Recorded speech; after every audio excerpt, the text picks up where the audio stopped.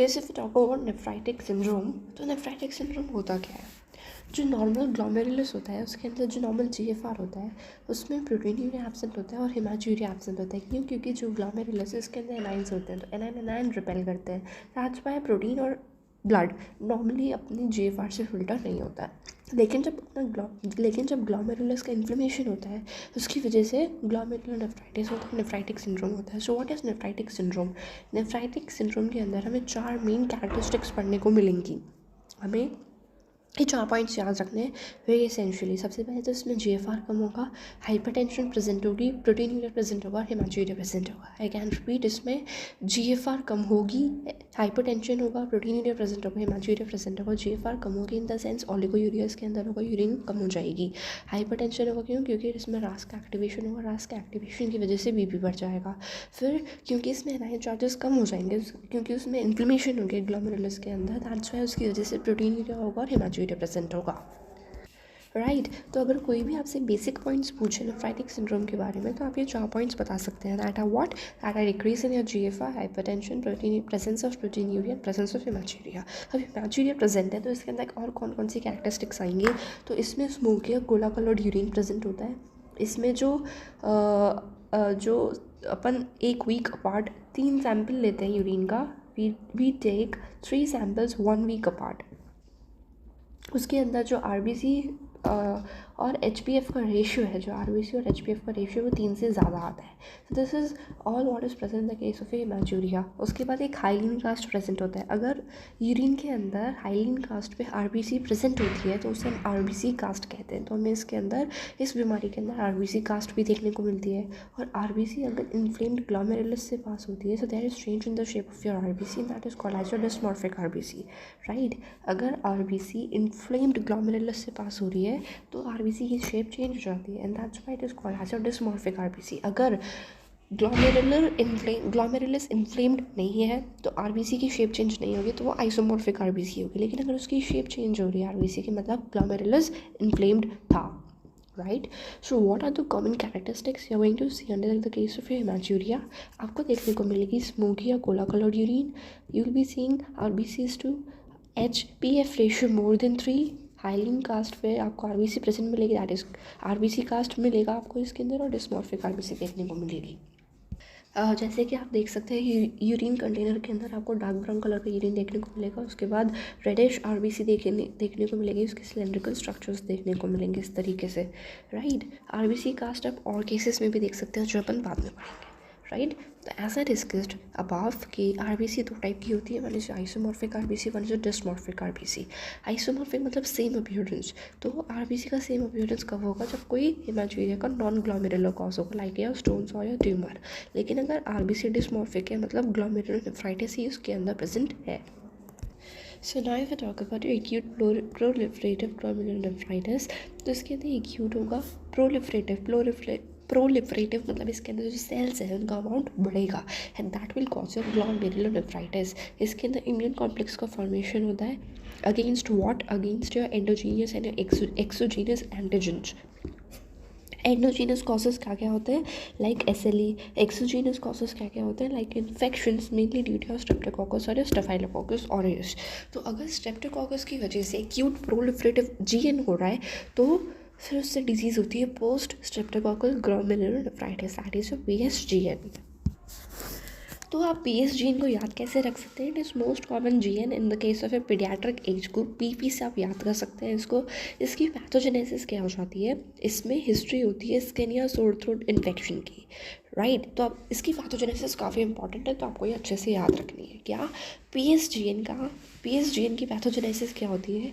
इसमें हिस्ट्री होती है इन्फेक्शन की, लाइक या स्किन इन्फेक्शन और या सोर थ्रोट इन्फेक्शन की, आपको इसमें हिस्ट्री मिलेगी विद या group A beta haemolytic Streptococcus, that is 1241। Streptococcus के बहुत सारे वेरिएंट्स होते हैं, तो इसमें आपको स्ट्रेप्टोकोकस 1241 आपको देखने को मिलेगा। राइट, तो इसकी पैथोजेनेसिस कैसे चालू हो रही है? उस पर्टिकुलर इंडिविजुअल या बच्चे के अंदर आपको पहले से ही इन्फेक्शन की हिस्ट्री मिलेगी, like that of your sore throat और योर स्किन इन्फेक्शन, जो मोस्टली आपको सर्दियों में देखने को मिलता है, but with group A beta streptococcal, with group A beta haemolytic Streptococcus. Right, that is your 1241। फिर इसके बाद क्या होगा? इम्यूनो कॉम्प्लेक्स का फॉर्मेशन होगा। अब क्योंकि इसमें इम्यूनो कॉम्प्लेक्स का फॉर्मेशन होगा और it will lead to the formation of your streptococcal pyrogenic exotoxin B, ये आपको बनाएगा स्ट्रेप्टोकोकस पायरोजेनिक एक्सोटॉक्सिन बी का फॉर्मेशन करेगा और ये कॉम्प्लीमेंट सिस्टम का एक्टिवेशन करेगा। तो क्योंकि इसमें कॉम्प्लीमेंट सिस्टम का एक्टिवेशन हो रहा है, कॉम्प्लीमेंट सिस्टम इन्वॉल्व है, तो पहले तो ये टाइप 3 हाइपर सेंसिटिविटी रिएक्शन का एग्जाम्पल हो गया। उसके बाद इसमें क्योंकि कॉम्प्लीमेंट सिस्टम एक्टिवेट हो रहा है इम्यूनो कॉम्प्लेक्स के फॉर्मेशन की वजह से, तो इसलिए इसमें ट्रांजिएंट C3 लेवल्स कम हो जाएंगे, इसमें ट्रांजिएंट सीरम C3 लेवल्स कम हो जाएंगे, दैट इज़ अप्रॉक्सीमेटली 6 वीक्स के लिए कम होते हैं, and that's why it leads to the formation of your transient hypocomplementemia. What is transient hypocomplementemia? It is जब कंप्लीट प्रोटीन लेवल कम हो जाए, जब कॉम्प्लीमेंट्री प्रोटीन का लेवल कम हो जाता है, that is called as hypocomplementemia. एक ट्रांजिएंट पीरियड के लिए आपको ये देखने को मिलता है, और इसकी वजह से फिर इस पूरे इम्यूनो कॉम्प्लेक्स फॉर्मेशन की वजह से ट्रांजिएंट हाइपो कॉम्प्लीमेंटेमिया होने की वजह से ग्लोमेरुलर नेफ्राइटिस होता है PSG की वजह से। और जो इस पूरे क्लिनिकल फीचर्स को डेवलप करने में टाइम लगता है, that is approximately 10 to 14 days, right? And the antibody that is formed against your streptococcus is your IgG antibody, right? ये आपको याद रखना है कि स्ट्रेप्टोकोकस के अगेंस्ट जो एंटीबॉडी बनती है वो IgG बनती है। ओके, अब हम आते हैं इसके क्लिनिकल फीचर्स पे। तो क्लिनिकली आपको इसमें क्या देखने को मिलेगा? फीवर होगा, मलेज होगा, इडीमा होगा। इडीमा क्यों होगा? Due to your loss of proteins in this case, right? And there is altered colour of urine because of haematuria, and that is smoky और कोला कलर्ड यूरिन आपको देखने को मिलेगी in the case of nephritic syndrome.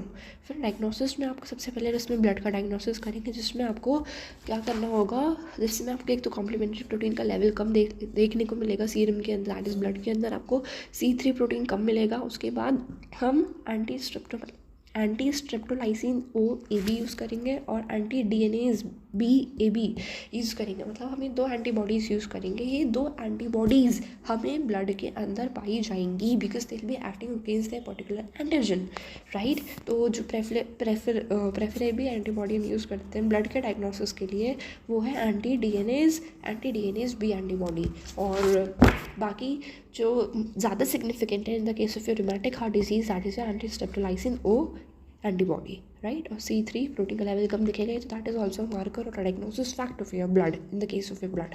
Urine के अंदर very simple आपको क्या देखने को मिलेगा? Presence of RBC cast, presence of dysmorphic RBC cast मिलेगी, डिस्मॉर्फिक RBCs मिलेंगी, प्रोटीन मिलेगा, that is all what you will see in the case of your urine analysis और डायग्नोसिस। रीनल बायोप्सी में क्या मिलेगा? लाइट माइक्रोस्कोपी अगर हम करेंगे तो जो सारे ग्लोमेरुलस होंगे वो सब अफेक्टेड होंगे, and that will lead to hypercellularity, that is a proliferation present होगा और हाइपर सेलुलैरिटी प्रेजेंट होगी, सेल्स बड़ी होंगी, भी सारे ग्लोमेरुलस अफेक्ट हुए हैं, राइट? ये आपको लिखेगा लाइट माइक्रोस्कोपी में। इलेक्ट्रॉन माइक्रोस्कोपी में इम्यून कॉम्प्लेक्स प्रेजेंट होंगे। इम्यून कॉम्प्लेक्स कहाँ पे प्रेजेंट होते हैं? They are present at your subendothelial surface, intramembranous surface and your subepithelial hums.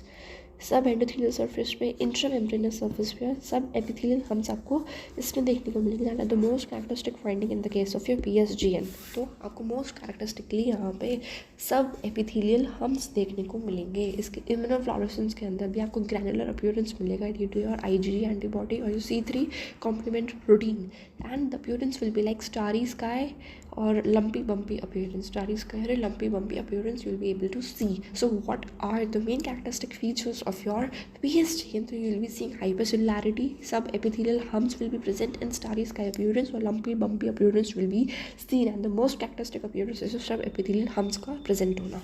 So this was all about your PSGN. इसमें treatment में हम क्या यूज़ करेंगे?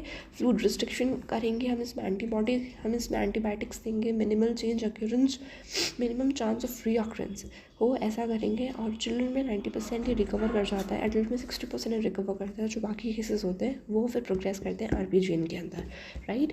This is all about your PSGN।